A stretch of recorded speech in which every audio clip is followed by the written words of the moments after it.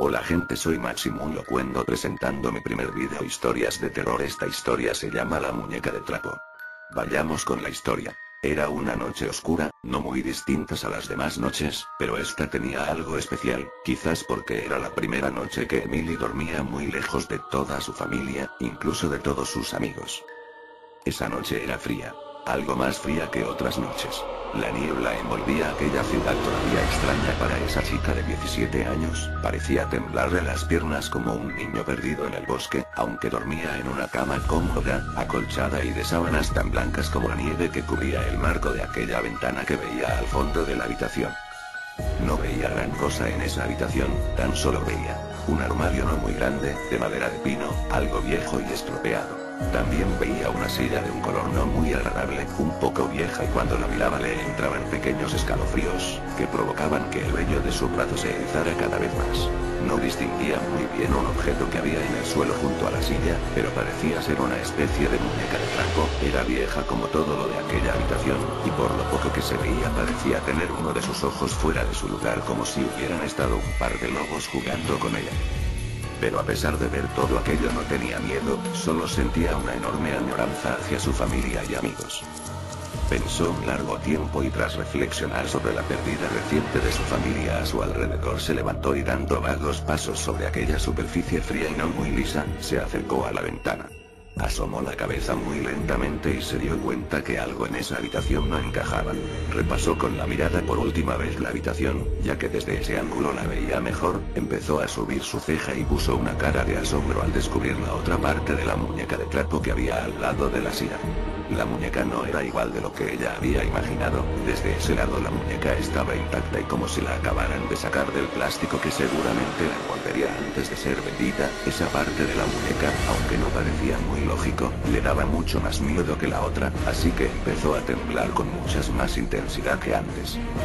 La cara de aquella chica asustada se agudizó aún más al ver cómo la puerta de aquella habitación se abría lentamente con su chirrido desagradable y le daba paso a un pie desnudo, viejo y pavoroso que pertenecía a un hombre. Era un hombre de avanzada edad, andaba erguido como si tuviera el palo de la escoba en su vieja espalda, de mirada seria y algo distraída, se llamaba Frank Spinoza. Tienes miedo, ¿verdad? Tranquila, la guerra ahora terminará y pronto podrás volver con tu padre y tus hermanos, dijo algo serio y tratando de tranquilizarla.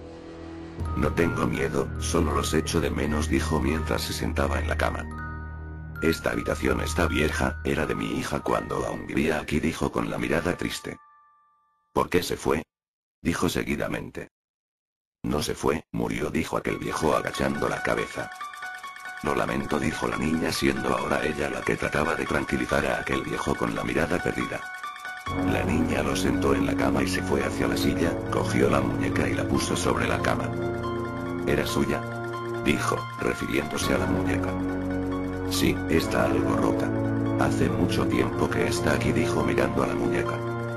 ¿Por qué está rota por un lado y por otro no?, dijo la niña mostrando el rostro de aquella muñeca. No sé lo que pasó. Cuando la vi estaba así en el suelo, al lado de esa silla, dijo señalando a la silla. ¿Y quién la dejó así?, pregunta la niña intrigada. Yo estaba en la cocina, cuando escuché a Jessica, subí las escaleras corriendo, Jessica estaba en la silla tumbada y su mano junto a la muñeca, sangraba mucho, pero no sabía de dónde procedía la sangre, así que la llevé al hospital y los médicos no sabían cómo había muerto, no sabían cómo había sangrado tanto, ni siquiera encontraron por dónde la sangre que cubría su rostro había salido, explicó con la mirada perdida y recordando con detalle los hechos. ¿Y no averiguaron cómo murió?, pregunta la chica sorprendida de la historia que aquel viejo le contaba. No, pero eso ahora no tiene importancia, mañana será un día largo y hay que salir a comprar, así que debemos madrugar para coger la mejor fruta del mercado, dijo intentando escapar del interrogatorio que había hecho la niña con el fin de averiguar lo que pasó. La niña se echó sobre aquella cama tan cómoda y comprendió que Frank no quería hablar sobre su hija. ¿Y a qué hora debemos levantarnos?, dijo Emily intentando que Frank se tranquilizase y así olvidarse de todo lo que ocurrió en el pasado. A las 6:30, hay muchas cosas que hacer por la mañana, respondió con una sonrisa en la boca no muy pronunciada. Hasta mañana, dijo la niña devolviendo la sonrisa. Duerme bien, dijo Frank, mientras le daba un beso en sus sonrojadas mejillas. Mañana será un día muy duro, pequeña. Emily cerró los ojos para dormir, pero no podía. La inquietante historia que le había contado Frank despertó su curiosidad. Pensaba en la intrigante muerte de Jessica y en cómo Frank la había encontrado en la silla tumbada y con su rostro cubierto de sangre. ¿Cómo habría sido la muerte de aquella niña? Pensaba mientras sus piernas seguían temblando al saber que Jessica había muerto en la silla que desde la cama veía. Y mientras seguía pensando aquello, los párpados se fueron cerrando lentamente hasta que sus grandes ojos color miel se cerraron completamente. A la mañana siguiente oyó una voz un tanto grave, con pequeños altibajos y algo desgastada. Era Frank, le llamaba para ir a comprar al mercado. Abrió sus grandes ojos y vio unos pequeños ojos mirándola, una boca grande y unas facciones arrugadas como aquellos perros que tanto le gustaban a Emily. Emily, Emily, repetía Frank constantemente y cada vez más rápido con el fin de que Emily se levantara. Vamos, despierta. ¿Qué? Dijo la niña aún dormida. Emily, vamos que ya son las 7, me he dormido. Contestó Frank tratando de despertarla. Vale, ya me he despertado, me cambiaré y bajaré a desayunar, dijo la niña poniéndose de pie frente a Frank. De acuerdo, pero date prisa, respondió Frank.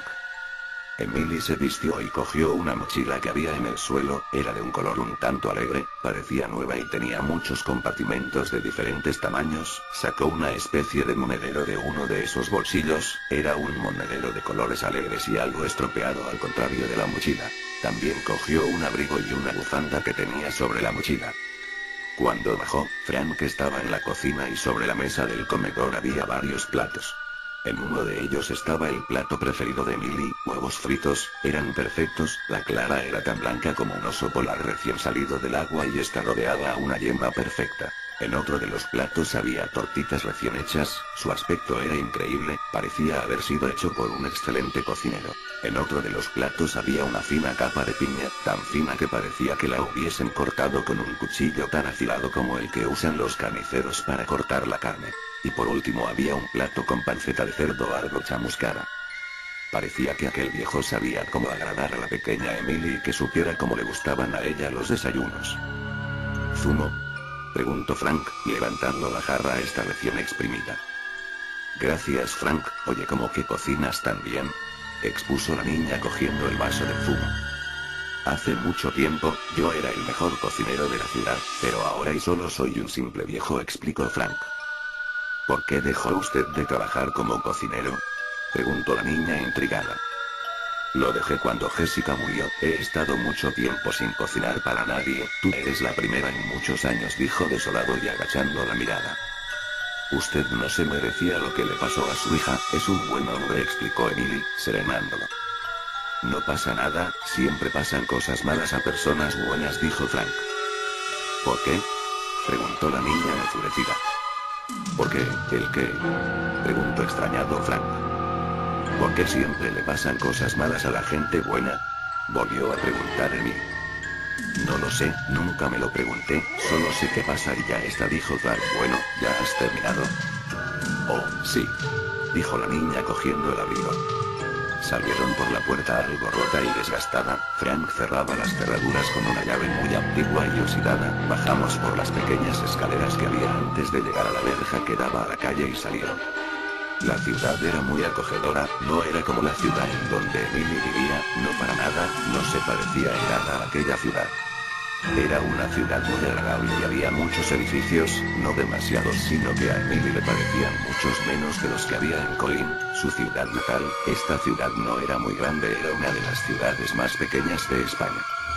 Green era una ciudad de Inglaterra, un poco grande y que estaba al pie de un río. Junto a ese río parecía haber un mercadillo artesanal, vendían de todo. Herraduras perfectamente formadas, para caballos, hechas por un señor un poco grotesco y algo descuidado. También había cántaros y vasijas algo erróneas como si hubiesen sido hechas con las pezuñas de un león. Había enormes platos hechos con una masa de color pardo. Había utensilios de cocina, grandes, pequeños, medianos, de todos los tamaños. Y había objetos inservibles que vendían gente pobre para poder comer. Platos rotos, vasos o incluso cucharas y tenedores usados. Y cuando pasaron esos mercados, dejando atrás tantas cosas valiosas que el padre de Emily habría aprovechado, se veía otro mercado más grande aún que el anterior, con más objetos y más cosas para comprar, pero este también lo pasaron sin mirar hacia atrás. A continuación, se veía otro mercado muy antiguo y con poca muchedumbre, tan poca que se podían ver todos los puestos de comestible desde el primer punto del primer puesto, que era de frutas. Frank comenzó a andar y a pararse en todos los puestos, cogía un puñado de fruta, un poco de hortalizas o de verduras, más fruta y hasta que llegamos al final de los puestos donde compró la última bolsa de legumbres. Tras aquello, fueron andando, Emily seguía sus pasos e iba andando sobre la nieve fría y helada, mientras miraba cómo dejaba su huella en la nieve, Frank se paró y ella no se dio cuenta de que Frank no seguía su camino. Cuando vio que Frank no estaba delante de ella, se dio la vuelta, pero Frank no estaba sola frente a aquella ciudad tan grande. Se echó al suelo y lloró como nunca lo había hecho, intentó recordar el camino hacia la casa de Frank, pero no se acordaba, había ido demasiado despistada y no se acordaba cómo volver. Ahora no sé qué hacer, estoy en una ciudad perdida, sin saber volver a la casa de Frank y ni siquiera sé si me entenderán, pensó porque papá no eligió un sitio donde supiera expresarme mejor. No solo me gustaría hablar con Frank, porque me tuve que venir aquí. ¿Por qué tuvo que haber guerra en España? ¿Por qué? La niña vagó por toda la ciudad buscando un solo sitio que supieran hablar español, pero no conoció ese sitio pues toda España había emigrado a otros países que sí conocían el idioma. Finalmente, acabó en un callejón oscuro, con paredes de color amarillento, a pesar de haber sido pintadas del color de la nieve que cubría el suelo y los tejados de todas las casas de la ciudad. Empezó a temblar como temblaba la noche anterior y sintió la misma sensación que tenía cuando vio la parte intacta de la muñeca. Es una tontería pensar que la muñeca está aquí, no porque tenga frío y me tiembles las piernas va a significar que la muñeca me persigue, pensó mirando a su alrededor. Entonces, abrió su mochila para sacar uno de los bocadillos que había hecho su padre antes de que partiera hacia Inglaterra. Cuando lo fue a sacar de uno de los compartimentos de aquella impecable mochila, se dio cuenta de que la muñeca estaba allí. Soltó la muñeca y con un grito, espantó a los pocos pájaros que se encontraban en la azotea de una casa del callejón. ¿Cómo ha llegado esto aquí?, preguntó muy asustada. ¿La muñeca se habría metido ahí sola? ¿O alguien quería asustarla? De todos modos no quería averiguarlo, así que echó a correr sin mirar hacia atrás. Un momento. ¿Cómo puede una muñeca de trapo hacerme daño? ¿Y cómo pudo haberse metido sola la muñeca en la mochila? Es imposible, pensó mientras volvía hacia la muñeca.